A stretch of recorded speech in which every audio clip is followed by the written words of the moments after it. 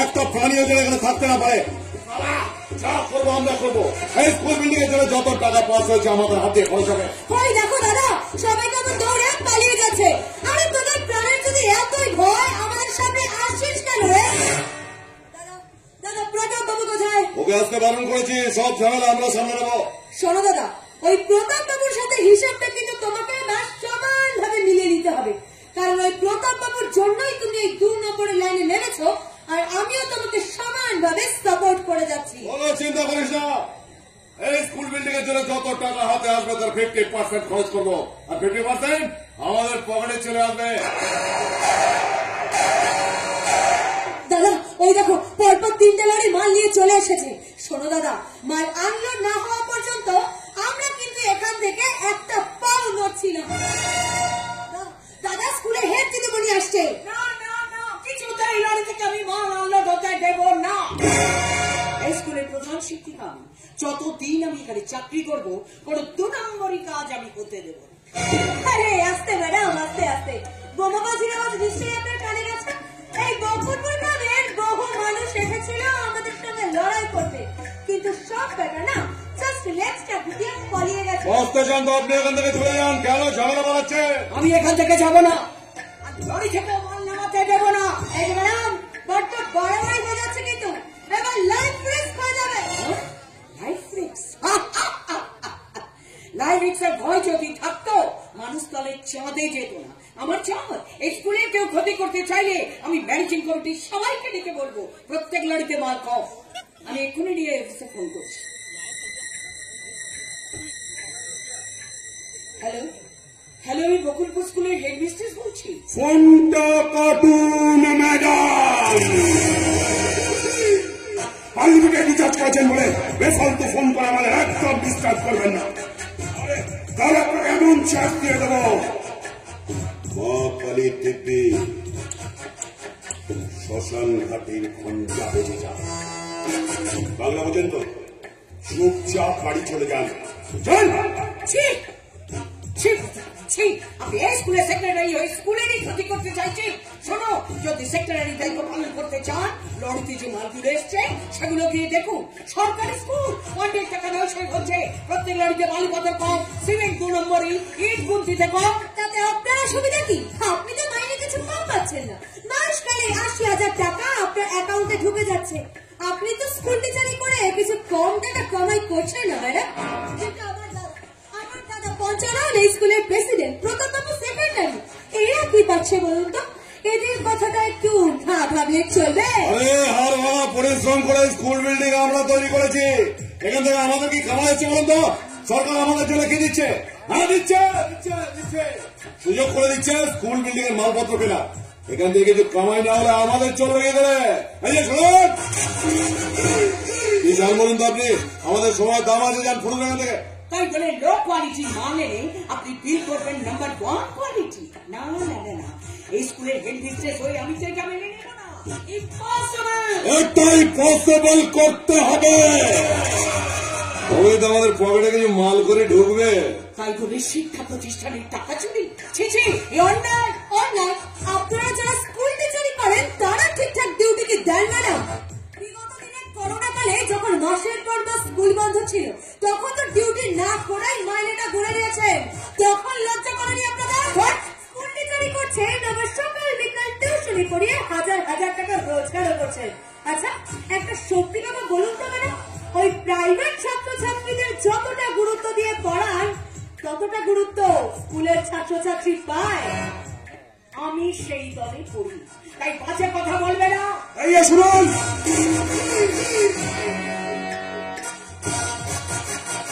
বাজে কথা বলে বাজে সময় আপনি নষ্ট করছেন। ম্যাডাম, নাম আমার প্রতাপ লালা। আমাদের কাছে ডিস্টার্ব করলে এই ছুরি দিয়ে করে দেবো একদম ফালা। আমি কি যে থানা পুলিশ করতে বাধ্য হব? হবে না, হবে না, মনে হবে না, কোনো লাভ হবে না। কারণ থানা, পুলিশ, আইন, আদালত সব ওদের হাতে মুঠোয়। বলো না দাদা, বলো না, এর কি কোনো প্রতিকার হবে না? কি করে হবে রে বোন, কি করে হবে? প্রতিবাদের ভাষা বোবা হয়ে গেছে, আইনের কোমর ভেঙে গেছে, বিশ্বাস পুরো ছাই হয়ে গেছে। এই সমাজ নগ্ন সমাজের পোস্টার লাগাচ্ছে। তাই তো মাঝে মাঝে মনে হয় চিৎকার করে বলি, নেতাজি তুমি শুধু একবার এসে দেখে যাও তোমার স্বপ্নের স্বাধীনতা এই দেশের চোর গুন্ডাদের সামনে কোন প্রতিবাদ করতে পারছে না। পরাধীন তার শৃঙ্খলে বন্দী হয়ে আছে। আর তুমি কি এই স্বাধীনতার জন্য ফাঁসির দড়ি গলায় পড়েছিলে? বিপ্লবীদের রক্ত ঝরিয়েছিল ইংরেজরা এই বাড়িতে। আর আজ সেই মাটিতে আমার বোন তার সব ক্ষমতা হারিয়ে ফেলেছে। থাম থেকে নেবেন বলুন তো, কি যাবে দেওয়ার মতো কি আছে তোমাদের? তোমরা দিতে জানো না, শুধু নিতে জানো। মায়ের দুধ খেয়ে মাটির ফসল লুটে আবার সেই মামাটি মানুষের মূল্য দিতে চাও না তোমরা, কিন্তু এবার দিতে হবে। দাদা, আমরা কি এখানে দাঁড়িয়ে দাঁড়িয়ে এই পাগলের প্রলাপ শুনতে এসেছি? পরিবর্তন চাই, পরিবর্তন চাই, আমূল পরিবর্তন। শুনে রাখো তোমরা, সততাই বলবে শেষ কথা। ধর্মের পায়ে তোমাদের মাথা নোয়াতেই হবে। তাই তো আজ থেকে অসৎ পথ ছেড়ে সৎ পথে চলো। কি বলতে চান আপনি? জীবনে এগিয়ে যান, অন্যকে তুচ্ছ করে না, সবাইকে কাজে লাগান, অসৎ কাজে না। জীবনে উন্নতি করুন, কারোর সাথে প্রতারণা করে না। জীবনে আনন্দ উপভোগ করুন, কারোর মনে দুঃখ দিয়ে না। জীবনটা সুখে কাটান, কারোর অশ্রু ঝরিয়ে না। এই যে ম্যাডাম, মনে রাখবেন আমি স্কুলের প্রেসিডেন্ট। একটা কথা বলবো প্রেসিডেন্ট বাবু, ওই যোগ্যতাহীন লোককে চেয়ারে না বসিয়ে চেয়ারটা খালি রাখা অনেক ভালো। যদিও চেয়ারটা খালি রাখলে চেয়ারটাতে ঘুম ধরে যেতে পারে, কিন্তু যোগ্যতাহীন লোককে চেয়ারে বসালে এই সমাজে ঘুম ধরে যাবে। দাদা, লড় থেকে মালা আলো হচ্ছে, আমি কি দেনা হতে দেবো না? আমি এক্ষুনি থানায় যাবো। আমি ওদের ছাড়বো না, ওদের হিস্টারি কমপ্লেন করবো। আমি এক্ষুনি থানায় যাবো। পঞ্চায়েত মহিলা পেট ভেঙে ওকে বেশি বাড়তে দিলে চলবে না। প্রয়োজনে মার্ডার, অর্ডার, শুধু অর্ডারের অপেক্ষা। একবার সবুজ সংকেত দিলে লাল রক্ত ছড়িয়ে দেবো। না, সে ভুল তোমরা করো না, কারণ ওদের পেছনে আছে আমার ছেলে নব। এই এলাকার সবাই ওকে নবাব বলে জানে। ও কিন্তু সবার চোখে নয়নের মনে। ও আমার বোনকে তার নিজের মায়ের চোখে দেখে। নবাব? আরে বাবা, নবাবকে বুঝে নেবো আমি, কারণ আপনার ছেলে নবাব আর কিছুদিনের মধ্যেই আমার হবে।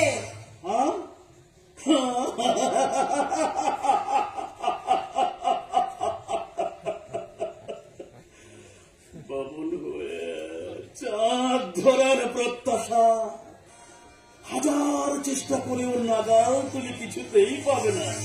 কি ভাবছো তুমি? তোমার এই যৌবনের পসরা সাজিয়ে তুমি আমার ছেলেকে ভোলাতে পারবে না? হবে না। ও একটা জ্বলন্ত সূর্য, ওকে ছুটে যেও না, তারপরে ছাই হয়ে যাবে। এই যে শুনুন, আপনার ছেলেকে একটু সাবধান করে দেবেন, বলে দেবেন আমাদের লেজে যেন পা না দেয়।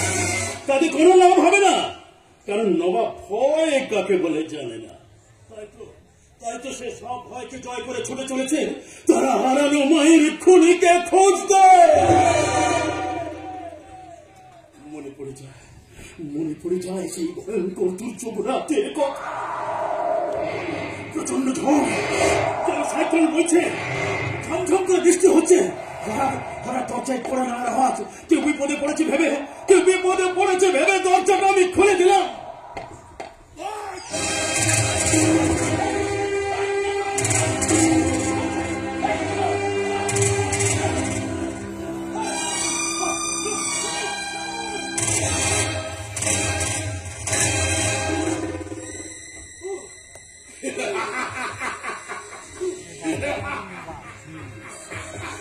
খুন করে দিয়েছি, ওই সারা বিশ্বনাথের বউটাকে খুন করে দিয়েছি। কিন্তু না, এখানে থাকাটা ঠিক হবে না।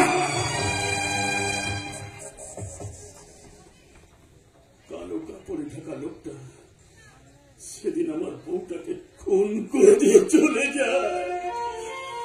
আমার ছেলে নব তখন মাত্র 5 বছর বয়স। সে তার মায়ের পাশে ঘুমিয়েছিল।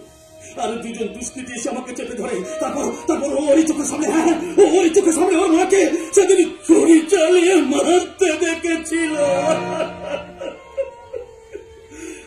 সেই দৃশ্যটা দেখার পর থেকে সেই দিনের সেই বাচ্চাটা আজও প্রতিশোধের নেশায় ছুটছে। ছুটে যা খোকা, তুই তোর মায়ের খুনের বদলা নে, তুই তোর মায়ের খুনের বদলা নে। 25 বছর আগের কালো মেঘটা আবার কালো হয়ে আকাশে উঠেছে। এই রাতের ভয়ঙ্কর ঝড় আবার উঠবে, কিন্তু তার আগে ওই নবাবকে পৃথিবী থেকে সরিয়ে দিতে হবে, নইলে যে কোনো সময়। আরে দাদা, তোমাকে কিছু করতে হবে না।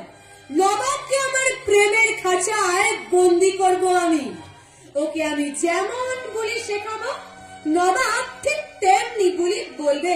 এই না হলে আমার বোন, আমার ট্রেনিং দাঁড়ালে সাকসেস বল। নিশ্চয়, তুমি তো আমাকে অনেক কিছু শিখিয়েছো দাদা। যেমন শিখিয়েছো আমি ঠিক তেমনি শিখেছি। চেয়েছিলাম মানুষ হতে, আর তৈরি হয়েছি একটা অমানুষ। আরে এই বয়সে কত ছেলেকে পার করে দিলাম, আর এবার আমার প্রেমের নেটওয়ার্ক চালাবো ওই নবাবকে। কিন্তু দাদা, কোনদিন এই নৌকা বাইতে বাইতে মাছ নদীতে ডুবে যাবো না তো? ভয় পাচ্ছিস বোন? তোর দাদাই খোঁড়া 50,000 চালিয়া। কিন্তু দাদা, তুমি আমাকে একটা কথা বলো তো, যে খুনের ঘটনাটা আমি আজকে শুনলাম, সেই খুনি আসলে কে? তোমার দাদা।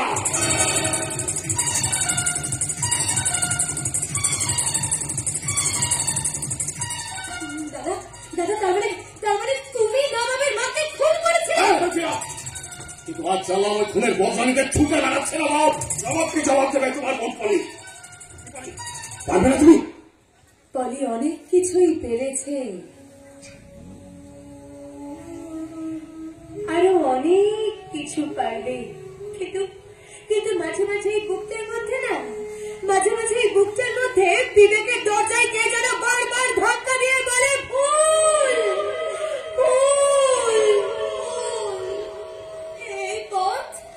এই পথে যে বাঁচার পথ নয়, এই পথে যে শান্তির পথ নয়। ফিরে আয়, যে পথে আমরা পা দিয়েছি সেখান থেকে ফেরা যায় না। জানি তো দাদা, যুগের সাথে তালে তাল মিলিয়ে তুমি আমাকে চলতে শিখিয়েছো। আমি নাচ গান শিখেছি, আর সেই নাচের গানে নবাবকে আমি পাগল করে তুলব। ওই দিদিমণি তার ভাই বোন নবাবকে নিয়ে যতই গর্ব করুক না কেন, সেই গর্ব আমি খর্ব করবই। তাই তো চাই, তোমার উত্তাল যৌবনে নবাবকে তুমি পাগল করে দেবে। ওই নবাব যতই আমার থেকে দূরে দূরে যাক না কেন, ওকে ততবার আমার কাছে টেনে এনে বলবো, যতই ঘুরে ওরাতে লাটাই তো আমার হাতে।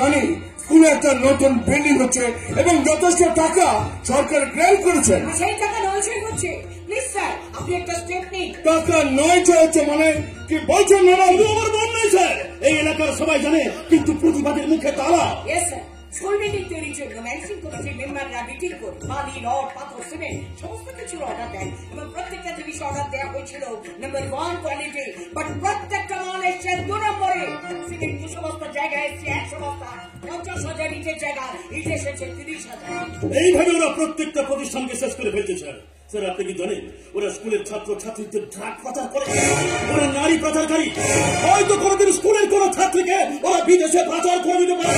তাই তো আপনি ম্যানেজিং কমিটির বিরুদ্ধে স্টেপ দিন স্যার। How strange! ম্যানেজিং কমিটির সেক্রেটারির নাম কি? প্রতাপ চৌধুরী। হ্যাঁ স্যার, প্রতাপ চৌধুরী এই গ্রামে মাথার মনি হয়ে বসে আছেন। নন্দু ছাড়া ভালো কোনো কাজে প্রতাপ চৌধুরীকে কোথাও পাওয়া যায় না। ওই অত্যাচারী মানুষের অত্যাচারী অতিষ্ঠ গ্রামবাসী। এই এলাকার ত্রাস ওরা, ওদের ভয়ে সবাই বোবা হয়ে আছে স্যার। স্যার স্যার ওরা শুধু জব্দ হচ্ছে আমার বন্ধুর কাছে। কে কে আপনার বন্ধু? আমার ভাইপো, যাকে আমি নিজের ছেলের মতো দেখি। কি নাম আপনার ভাইপো? নবকুমার ঘোষাল। আমরা কি নবাব বলেই জানি। আই সি, নবাব। নবাব আপনার ভাইপো? সে তো একজন সমাজ বিরোধী। ভুল বলছেন আপনি। সমাজ বিরোধী নয়, নবাবটা সমাজসেবী। অসামাজিক কাজটা করে না, বরং অন্যায়ের বিরুদ্ধে প্রতিবাদ করে। নবাবটা যদি না থাকতো এই গ্রামে মানুষের মুখের হাসি চুরি হয়ে যেত। তাই নবাবটা তাকে ভুল না বুঝে তাকে কাছে টেনে নিন। তাহলে তাই ওই প্রতাপ চৌধুরীর মতো মানুষের তাকে প্রতাপ দিয়ে আর মানুষের উপর অত্যাচার করতে পারছে না। সেদিনই এলাকায় উঠবে শান্তির পতাকা। আমার বন্ধু নবাব গরিব মানুষের বন্ধু, গরিবের বিপদে সবসময় পাশে থাকে। তাই তো এই সমাজের মহাজন দেশের চরম শত্রু। এতক্ষণ আমি আমার পরিচয় চিনি স্যার। আমার পরিচয়, আমি নবকুমারের বাবা। আইনের চোখে আমার ছেলেকে দোষী সাজানোর চেষ্টা চলছে স্যার। স্যার স্যার, আপনি বিশ্বাস করুন, আপনি বিশ্বাস করুন স্যার, আপনি বিশ্বাস করুন, আমার ছেলে নব খারাপ নয়, ও প্রকৃত সমাজসেবী। কিন্তু আমি যদি বলি নিজের ছেলের আপনি দোষ ধরতে চাইছেন। ভুল করছেন স্যার, ভুল করছেন, ভুল করছেন। আমি একটু শিক্ষিকা হয়ে বলছি, আমার দাদা ভীষণ সৎ মানুষ। পেশায় উনি চাষি হলেও ওনার যথেষ্ট শিক্ষা দীক্ষা আছে। তাহলে একমাত্র ছেলেকে ভালো করে মানুষ করতে পারেনি কেন? স্যার, আমি আমার ছেলেকে সুশিক্ষা দিয়ে মানুষ করেছি। লেখাপড়া গান বাজনা আমার ছেলে সবে তো ফার্স্ট হতো। তাই নবাব নয়, আসল অপরাধীকে আপনি অ্যারেস্ট করুন স্যার। করবে না, করবে না রে বোন, করবে না। কারণ এদেশের শিক্ষা, স্বাস্থ্য আর আইনে ঘুম ধরে গেছে।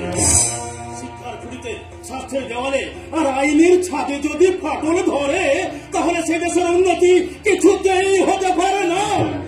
গরিবরা ধৈর্য হারা হয়ে গেছে, ধনীরা পাপী হয়ে গেছে, মূর্খরা মঞ্চে বসে আছে, জ্ঞানীরা ভয়ে পালিয়ে যাচ্ছে, শাসকরা মিথ্যে কথা বলছে।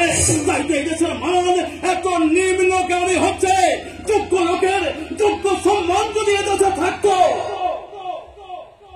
তাহলে নেতাজি সুভাষ চন্দ্র বোসকে বসানো হতো দেশের শীর্ষ আসনে।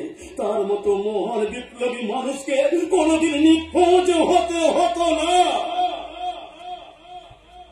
একটা কথা বলে, একটা দেশ ধ্বংস হওয়ার পেছনে জঘন্য রাজা, ঘুমন্ত প্রজা আর ওই বিকৃত সাংবাদিকরাই দায়।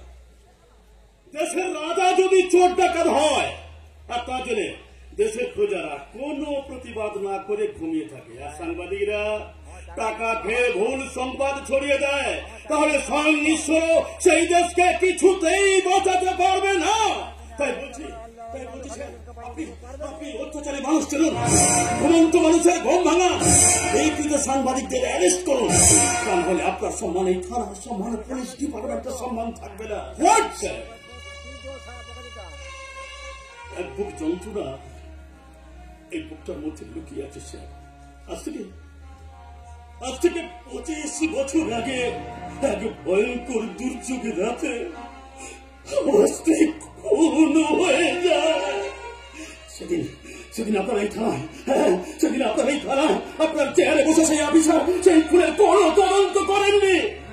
প্রশাসনের মুখে টাকা ছুড়ে সেই শয়তানটা আজও এই সমাজে বুক খুলে ঘুরে বেড়াচ্ছে স্যার। যদি পারেন তাহলে 25 বছর আগের ডায়েরিটা খুলে সেই খুনিটাকে আপনি অ্যারেস্ট করুন স্যার। সেই খুনিটাকে আপনি অ্যারেস্ট করুন, সেই খুনিটাকে আপনি অ্যারেস্ট ছোট মুখে একটা বড় কথা বলি, চোর যদি মূর্খ হয় কিছু মানুষের সম্পদ চুরি হয়, আর চোর যদি শিক্ষিত হয় তাহলে গোটা সমাজের সম্পদ চুরি হয়ে যায়। ঠিক তেমনি এই বকুলপুর স্কুলের সেক্রেটারি শিক্ষিত উঁচু ঘরের মানুষ, শুধু টাকা পয়সা নয়, চুরি হয়ে যাবে বকুলপুরের অস্তিত্ব, শিক্ষা প্রতিষ্ঠান বলে আর কিছু থাকবে না। তাই আপনার কাছে হাত জোর করে অনুরোধ করছি, প্রশাসনের বেড়া দিয়ে শিক্ষার ফসলকে আগলে রাখুন, তাহলে দেখবেন এই অঞ্চলের সবাই আপনার নামে জয়ধ্বনি দিচ্ছে।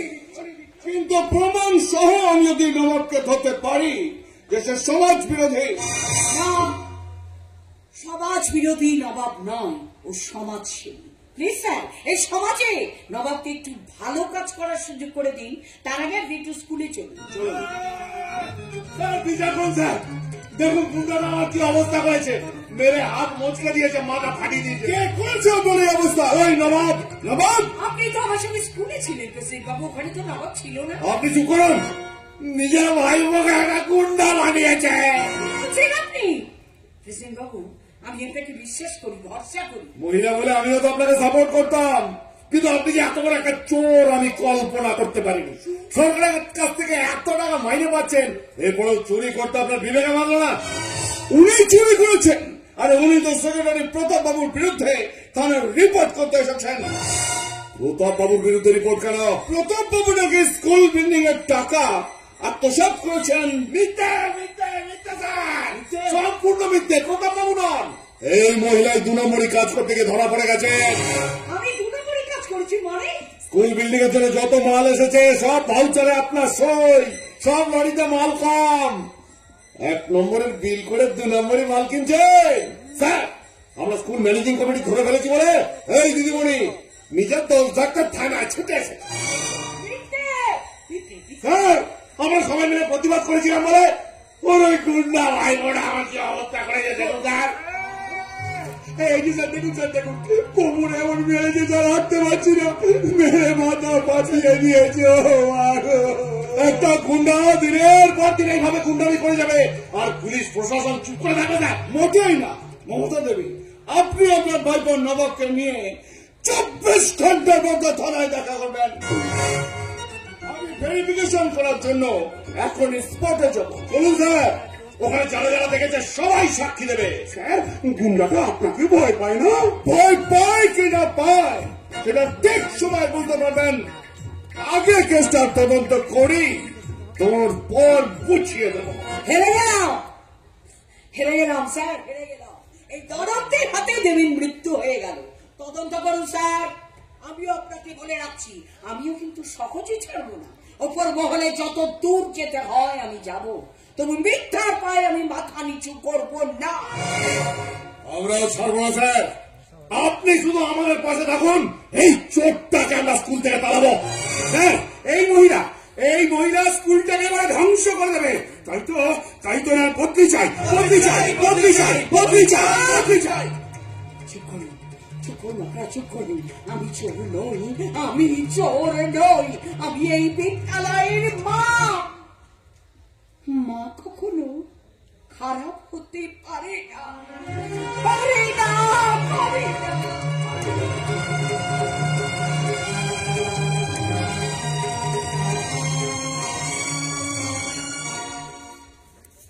কখনো না, ওই স্কুলে দিদিমণি খারাপ হতে পারে না। আমার এই চায়ের দোকানে সকাল থেকে যত মানুষ চা খেতে আসে সবাই দিদিমণির নামে সুনাম করে। আসুন দাদা, আসুন দিদি, আসুন আসুন, কে দেখুন এই দোকানের খাবার।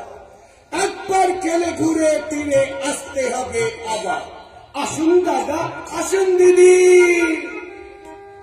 আর ওনাকে চোর বানালে হবে? তাহলে বড়বাবু আচ্ছা মানুষ। আচ্ছা, উনি কি লোক চেনে না? ওই ঘোড়া পঞ্চা আর প্রতাপ চৌধুরী জোট মিলে দিদিমণির কাছে উঠে পড়ে লেগেছে, কিন্তু টিকবে না। আমার বন্ধু নবাব হচ্ছে দিদিমণির ভাইপো, ও একাই 100 পিটিয়ে পুরো পেছনে পাওয়াটা করে ছেড়ে দেবে।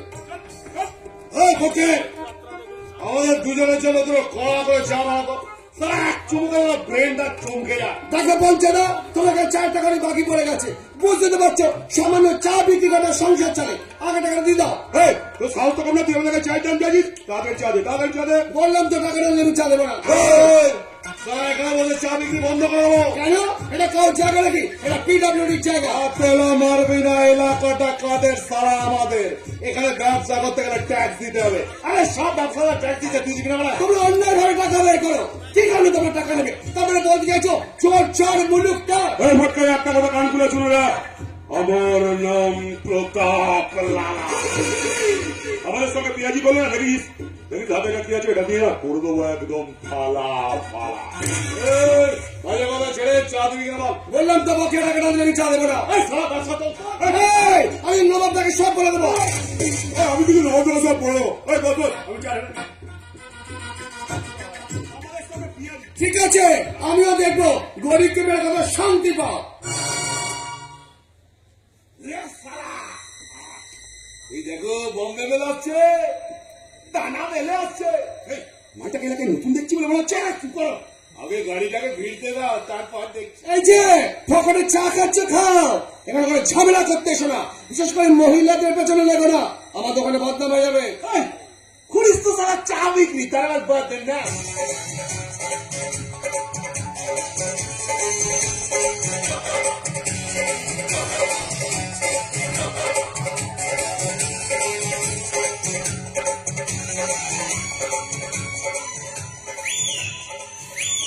আরে ভাই, সিটি মেরে গাড়িটা দাঁড় করিয়ে দিলে কেন গো? সিগন্যাল ডাউন নাকি? হ্যাঁ, ওকে, নো প্রবলেম। সিগন্যাল পেলে তবে যাবো। আলাকি ইন্টেলিজেন্ট মেয়ে দেখেছো, সাথে কি বলেছে বম্বে মেয়ে? বন্ধু, পাকা বেল বেল পাকলে যেমন সুন্দর গন্ধ বেরোয়, তেমনি আমি যেখান দিয়ে যাই সেই জায়গাটা গন্ধে মমা করে ওঠে। আর সেই গন্ধে কাকিরা করে পাকা বেলের কাছে এগিয়ে আসে। তেল পাকলে কাকে কি? ওই সুয়ার আবার পেঁদিয়ে দেবো। না আমি আমাদের কাকের সঙ্গে তুলনা করবো। রাগ করো না ভাই, ভাই হতে যাবো কেন? ছাই চোখ মুখের এক্সপ্রেশন দেখে তো মনে হচ্ছে খাই খা। পঞ্চা দেরি করে শুনেছি, বেদ তো নয় যেন আগুনের ফুলকি। চুলকিবাজি করছো কেন মাইরে? ছেড়ে কাশো না। তুমি একটু ভালোবাসো না? আসো না কাছে, আসো না, দেরি করো না। ম্যাডাম মনে হচ্ছে ভালো খেলোয়াড়, নিউজ খেলে খেলছে। চলছে তোমাদের দেখে আমার মাথা চলছে, ইচ্ছে করছে ভালোবাসতে। আইসালা মাল লেখে মাথা চলছে, খেলা জমে গেছে, এবার দেখা যাক কি হয়। তোমরা কি